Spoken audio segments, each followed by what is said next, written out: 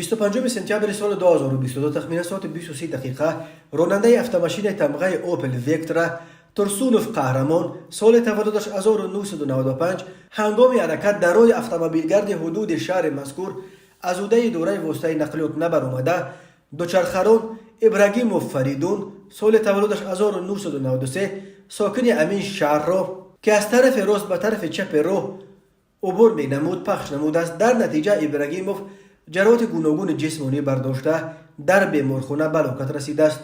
اوید به این هلاکت تحقیقات ادامه دارد. به شعبه وزارت کارهای داخلی یک در ناحیه شامنصور با عریضه مرد 36 ساله ساکن پایتخت مراجعت نموده است که 29 آگوست سال 2022 شخص نامعلوم با راه پنهانی از داخل автомاشینش تمغه مرسدس بنز که در کوچه احمد دانش پایتخت به نظارت می ایستاد 6000 سامانی و یک عدد کارت امانت بانک را دزدیده از جای حادثه غیب شده است. ضرر رسانیده شده 15000 سامانی را تشکیل می‌دهد. هنگام گذرانیدن چاره‌بینی‌های اپراتیوی جستجویی از جانب کارمندان میلیسیا جوان 23 ساله ساکن شهر دوشنبه همچون گمانبر در صادر نمودن جنایت دزدی دستگیر کرده شد. اوید به این حالت تفتیشات ادامه دارد.